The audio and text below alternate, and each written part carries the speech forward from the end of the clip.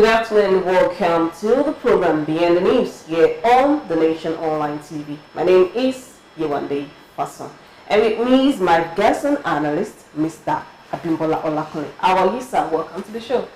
Thank you. Good afternoon. Good afternoon to you. Yeah. Welcome. You look amazing, by the way. Sorry? You look amazing. Well, you don't look too by yourself. Thank you. All right, so without wasting much of our time, let's just get straight into the business of the day. Starting with the headlines. We have the Nation newspaper, and it says, scheduled flights begin at Ogun Gateway Airport. It says 98% of workers to be exempted from pay. Supreme Court reserves judgment in Osun Council phone suit. Agbamuche Mbu is acting chair as Yakubu bows out of INEC. Federal government to refinance expensive debt portfolio, says Edo. The major headline reads, certificate scandal. Nnaji resigns ministerial position. Over to New Telegraph. I received death threats from unknown persons over tax reforms. This is coming from Oyedele. Table 6 reps approval to borrow $2.35 billion, issue $500 million sovereign Suko. Yakubu bows out as INEC chair, hands over to May Agbamuche Ubu. The Punch newspaper. Displaced Borno residents recount Boko Haram invasion. World Bank dismisses Nigeria's single-digit inflation targets. Al-Adas intervention stalled minority leaders' impeachment. Tinubu to pick new INEC chair this week. And one more, he says, Tinubu exits to National Assembly bills over policy clash. So those are the headlines we'll be taking this morning, while we also, dig deep into the analysis of the day. And I mean, it's no news about the, the Nnaji resignation and also the bowing out of INEC chair, speaking of Yakubu. So first, I'd like us to start with, the Nation taking the first major story here that says, certificate scandal, Nnaji resigns ministerial position. And it says, it says, decision due to sustained blackmail and persecution. President accepts resignation. From the lead, it says, President Bola Ahmed Tinubu last night accepted the resignation of Mr. Godfrey Uche Nnaji as Minister of Innovation, Science and Technology. It followed allegations surrounding the authenticity of his academic credentials. A statement by the Special Advisor to the President on Information and Strategy, Mr. Bayo Onanuga, confirmed that the President approved Nnaji's resignation. I mean, Nnaji was appointed in 2023, this is 2025, where he resigned due to blackmail and persecution. And also, alleged blackmail and persecution, and, credentials, scandals, and here and there. Your thought on this? And I would not ask you if you saw this coming, because, I mean, no one would see a resignation coming. I mean, this is a big position. This is a big, peak of, career anyone wants to attain. And here we have it. He has resigned due to some allegations here and there. So your thought on this? And are you shocked that this is coming? And also the certificate scandal. Actually, I'm not by appetite for scandals and all that. I see that has anything to, wellness as people. Well, I get the moral high point, honesty, integrity, openness, transparency, and all that. I get all that. And I'm not suggesting that anybody should live below that. But what gets me is that any small bit of scandal is flared up and the front page lead. Look at those stories on the, look at them. Look at this one. Finance expensive debt. This is very critical to the economy. Yeah. This one is somebody who is resigning. Which one has weight in terms of economic, social sustainability, impact on the economy? Is it this or this? What is? You see, we have this appetite for scandals that we seem to be expecting that there will be scandal, somebody will fall, we are going to have relief, then after we have nailed that one, we move on to the next one. I can't understand that sort of mentality. The last time I checked, this guy is alleged to have done a lot of things. Why would he resign? I don't know. Maybe there is no smoke without fire. Yeah. But what I do know is that nobody, I said, there is no conclusive proof that his certificate is not genuine. I know that the last time there are contrasting 2 letters from the university, one he obtained that cleared that he had a 2-1 in I can't remember the discipline he went to now. He had a 2-2. Okay. You know, and his certificate really signed the fact that he indeed graduated, and they showed a copy of the convocation brochure where he was listed with the picture and all that. But there was another contrary thing from the same university. The man is alleging that it was a VC, but I don't know why the VC will have a special interest in an ex-student. I mean, what would be the... So a lot of messy things. But you see, the point I'm making is we waste our time on all these titillating scandals. And it runs all the time to think, to do that qualitative thing, to push us to the next level. And that's my worry. So how will if this story had made maybe second lead or something, or even the upstairs on the the name place. I call it upstairs on the front page. If you had made that, but the main lead, I don't know the impact after you now salivate over another person that's selling. What else? I mean, Nnaji was, trending all over social media, especially the X space yesterday, and people had a lot of things to say, think pieces here and there, and many they had a lot to say. Just maybe it was. Look, social media is a bubble. Yeah, it is. Yes, it's a bubble. And if you content analyze social media, with all due respect, I'm not trying to be rude to anybody. But many of the guys there, they seem to have mental health problems. With the quality of the posts, anything goes. Clean this here and there. Yeah, all the big bash causing some fantastic projections. Maybe 30% of all the things they're doing by logic and common sense. The other one is just wild west. So if people are just having this, all these lunatics, are just having fun with themselves, we shouldn't take them seriously as something common national thing. Besides, the last time I checked, the other person that was willing to resign was that woman who was harassed that the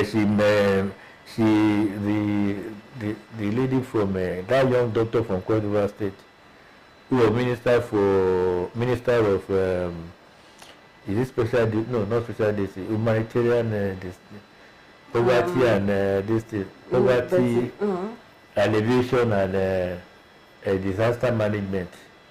What was her name? One very young, pretty doctor lady from. She's a medical doctor, very smart, one of the youngest in the government. She was harassed out of the field. Until today, the president suspended her from office very early, barely 6 months to the administration. Till today, nobody has proved that she had stolen any money. Meanwhile, the media had already said a lot of negative. They clarified that they stole that to death and all that. And no court of law said that this woman was guilty. People are talking of gender rights and all that. They are all keeping quiet. I guess just nearly somebody on the cross of a scandal is right here in our mind that the fairness of gender rights. But the people who are stolen off of that principle, they were all consumed by the scandal of the moment. And yet today, nobody has proved that she stole any money.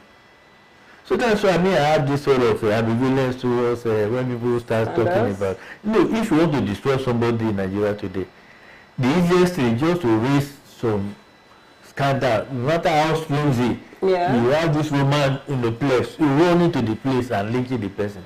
You can't develop like this. And our media should like to pick stories that will edify You know, let me give you another. We have a new columnist now. This health sense by Yusuf Kuli Yusuf. Okay.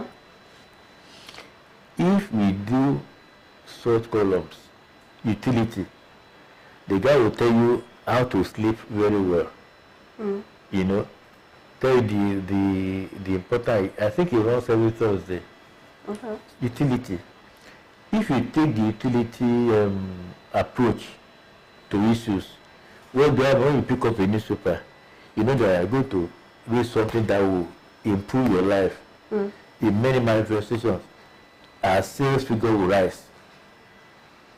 Why are we not selling? Because we are pushing this useless, worthless story because of the sensation. And it's that wise and merry way that leads to perdition. It's not the nice and it's not the narrow and snaky way to do this. So we should have a change of. People will say, okay, if you don't put it, other people will put it and they are going to sell around that. I have no answer to that. I think it's a collective. There is something with the journalistic sociology, media sociology of Nigeria, and it's not Nigeria alone, really, because in the U.S. now, it's authority for that is Trump tells a lie is on the front page. Development is taught into so everybody just the global madness, but we cannot continue like this. Let's face serious issues and not just titillating scandal. I hope the guy, well, maybe he has pushed himself out of the ministry. He has resigned. There won't be part of the crowd that is going to gloat and lynch him. As far as I know, the guy so far has not committed any crime. So whoever that wants to stone him should throw the first stone. If you could just clear himself further. I mean, public office should not be a place that we feel that only criminals go there. It's not a good approach to life at all. It's not, and you see some people, some decent people who can really do value, you know, who can give value. They are scared of because they don't want their name to be sold. And it's a very tragic situation. I don't know. Well, okay. I think you might want to consider this as important and, if you know, credible. Not credible as gigantic and maybe germane to you. How that the chairman of INEC, he resigned. He resigned. No, he didn't resign. Expiration. Yeah, he had completed his 2 terms. So more like retirement. Is that what it is? It's not even retirement. You know, it's a tenure job. The Constitution is 5 years of a maximum 2 terms. And he has completed the 2 terms. I'm only the first man in Nigeria history to do 2 terms as INEC chairman. So, and he's taking a vow. Yeah.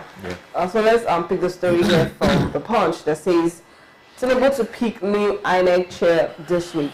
From the leader, it says President Olakunle has formally accepted Professor Mahmood Yakubu's departure as chairman of the Independent National Electoral Commission, following the expiration of his 2nd and final tenure. Following the developments, the president is set to name Yakubu's successor after the Council of State meeting in Abuja on Thursday, after presenting the list of nominees for the coveted #1 electoral umpire position. Yakubu on Tuesday handed over to May Agbamuche Mbu, a seasoned legal expert who has assumed the role of acting chairman pending the appointment of a substantive successor. I mean, your thought on this?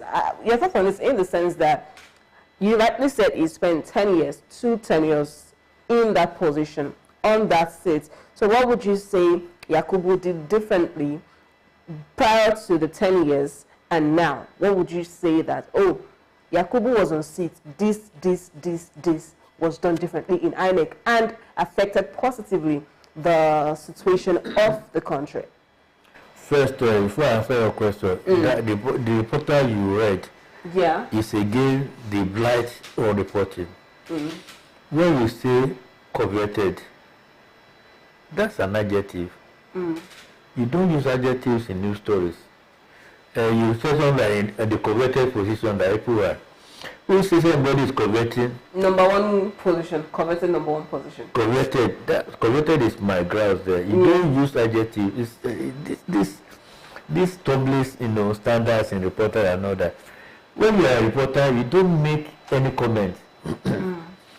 If you remove coveted there, you still have said the story. Yeah. Sure. You know that the number one position, you don't need to put coveted. Okay, who is by whose judgment is still being coveted? By the reporter's judgment, or did you carry out a public poll to prove that actually people are correcting the post of and who in his right senses will even cover the post of chairman of INEC?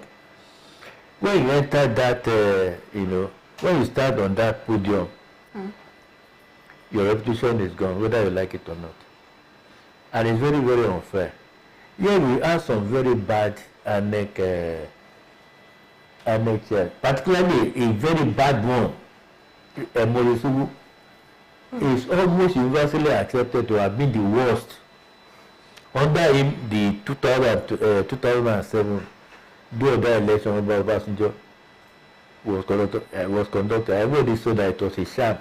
When Yewande that won the election said that there was a lot of queries over the state of the election, the processes that give him power. Eventually, the Supreme Court endorsed him by 4-3, the closest by any court to void the presidential election in Nigeria. But that election was not an election. I was part of it. I was doing consultancies for one of the governorship candidates. We were nearly killed at our defense at what do you call it? Is it party headquarters now? The campaign headquarters were nearly killed when they came and when they raided and attacked the place in the night around 10:30 in the night. And that set the tone for the election that year. So under who INEC was really, really bad.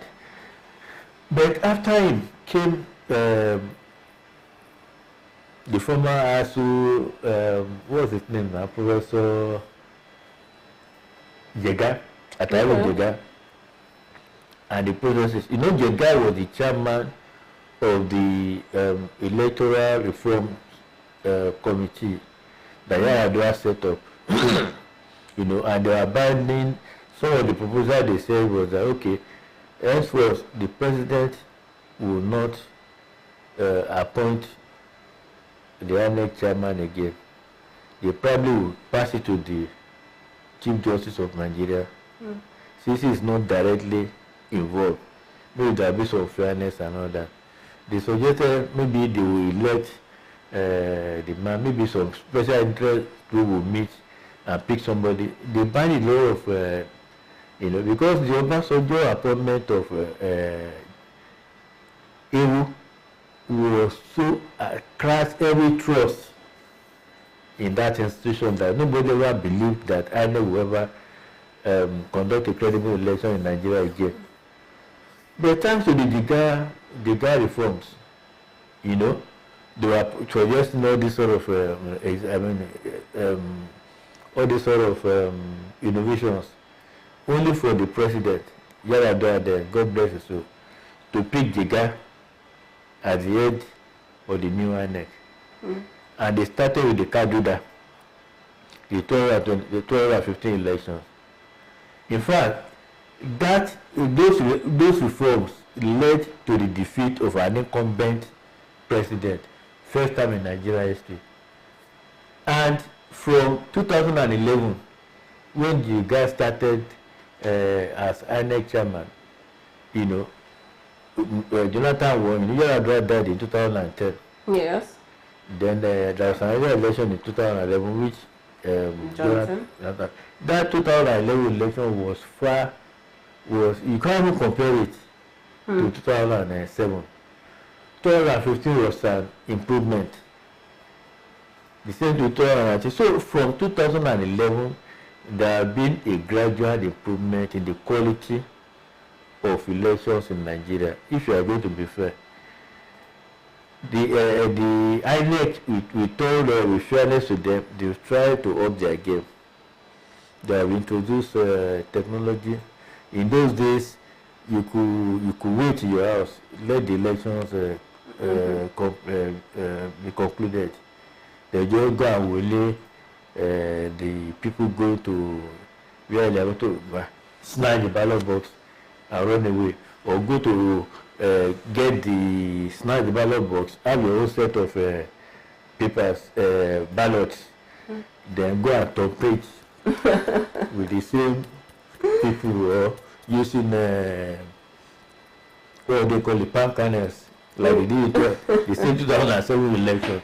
And these are these are probably when they were looking at Ondo state results, Edo, people were voting with palm cannons. Then the same set of people were thumb printing.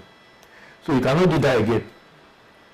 I'm not saying that there are reforms that are made those things. If you want to read now, you are certainly not going to vote with palm cannons. It's not possible. Then those papers, they are smart ballots now. Don't just pick any paper. You know. Then under the Yakubu, there is something that links you, your thumbprint to identity. There's a digital bank. They call it, you know, because there are two processes. When you go to the polling center, when you thumbprint the electronic machine, yes, it links you to the database, or your database, your demographic. Is it demographic? Yeah, database in the system to feel that it's you. It's not a ghost or a clone that's coming to vote. That is the first step. Then you could track what they call IRF that didn't that book that don't represent the IRF. Yeah. That you can read the something, you know. Then there's another one, you know. The two of them. When you vote, you already identify that you are the voter. Then no voter come and vote for you. So you know that people, if you go to the polling center, you are the person. A clone cannot go and vote for you, neither could a proxy. And whoever brings a card has to prove that. That's really to prove it, that the holder of the card is a genuine voter. That has gone a long way, you know, into making our elections very safe. However, the rotting behaviors of politicians have been very constant. And that is why, ironically, this could be one of the best INEC chiefs we ever had in Nigeria history. In the books of many, is the worst, because they cannot face defeat. And that's the problem with Nigeria. So this man, he will be remembered for being long-suffering. People attacked him, he never responded. Never. If I was going to make a response to be through the spokesperson, he never involved with anybody. He just sat down and did his job. And you know why? He's a very educated person. He did he did history as his first degree at Abimbola University, and he specialized on political history. And he went to either Oxford or Cambridge, where he had his second and third degrees. So he's an extremely educated person. So it's not given to all these frivolities and all that. Not the dean of the market is all. He just sat down and did his work. So he's a man, I think, in other Nigerian system, he has tried, but he never engaged anybody in any shouting bout. He just sat down, he did his work, and he's living now. It's what we're speaking for him. By the way, speaking for him, the other day, I think the Ethiopian Electoral Commission, it's either they are in Nigeria or they just left. They came to understudy how INEC is doing it. You don't go and understudy failures, you. But the way some people are talking about Yakubu is this, is that. The other time, Amici was saying that it's the worst INEC chief. This man was a former governor. And in this same governor, he had progressive ideas. We did a tour of rivers. He was taking us to the schools, public schools, with tartan tracks in Port Harcourt. We went to his village And we had these model schools, model secondary school. The model was primary, secondary. I'm not sure whether we can continue with that program. But I saw it. It's not then say. I saw it. The man was taking us now. So Amechi was a very decent, progressive looking government. Even as a transport minister, there was this passion, that he brought to supervising the renaissance of Nigerian rail that I can never forget. But when he now comes and opens his mouth to say that INEC was the worst, he said he was hungry. That he was hungry, he wanted to... I said the man is just belittling himself. He is better than that. The amateur example is just, aside. The thing is, Nigerian politicians should learn to lose with honor. But you can't bear the pain of a loss in an election. How can you survive the sweetness of the victory? You can't win all of the time. You win some, you lose some. And when you lose, if you have genuine evidence that you lost, bring them to the court. But politicians, they demonize INEC. They first demonize the ballot, demonize INEC, then go to the courts. If it doesn't go for them, they demonize the courts, and they say Nigeria has not made any progress. That's not the way to think. We might not be where we should be, but definitely we are making some progress.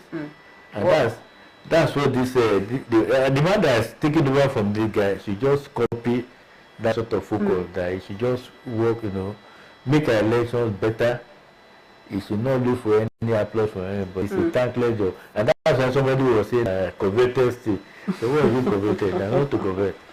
But while Yakubu was, in office, many would say the elections so far, I know you rightly said, when you lose, you get to blame, people for your loss.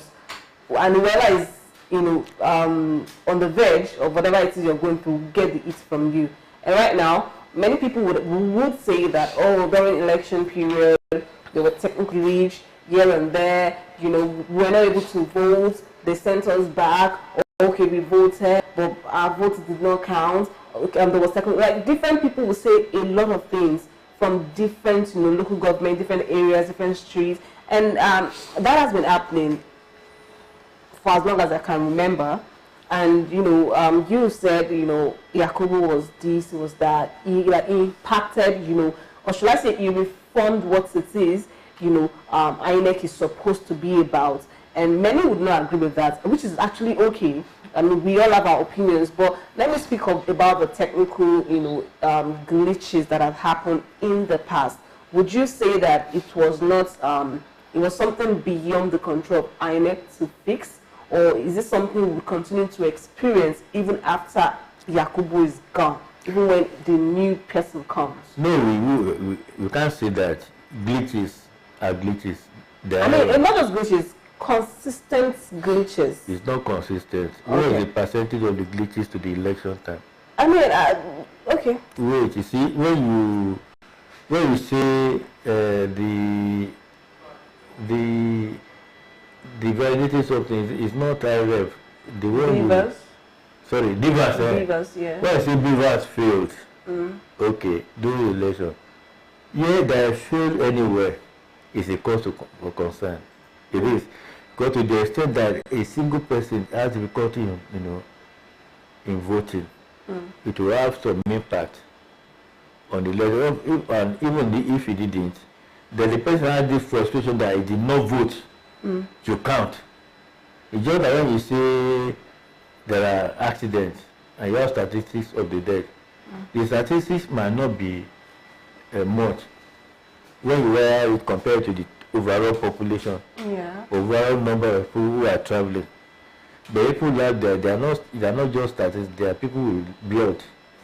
Their families are going to feel their loss and all that. So to that extent, every glitch, no matter how little, should be decried, and everything should be done to make sure they don't happen again.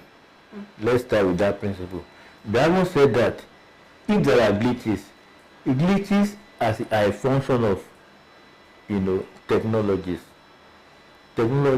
do fail, no matter how they try. when you are driving a car, you may have tried everything. Then that X factor comes, because it's a machine. So a machine is put together by human beings, and to the extent that they are not infallible, the machine could fail once in a while. But that is not to say because the machine fails once in a while, the whole thing has failed. No. And that is the hyperbole, satanic hyperbole they put to this thing. You now flip one isolated something and you say it's consistent. It's not consistent. If you link it with the link that sample with the whole universe of people who have voted, it's insignificant. You can cross-check the fact and go to the records. That's what it is. Yeah, in as much as some have terrible experiences, some also have positive experiences. I say that people who have positive experiences are far more than people who have a negative experience. But so why then do they make it seem as though? Because we have social media to embellish, amplify the bad ones and put down the good ones. That's what is happening. And just maybe bad news fly faster than good news. Maybe, but look at the records. Look at the records. Look. And in some areas, you see people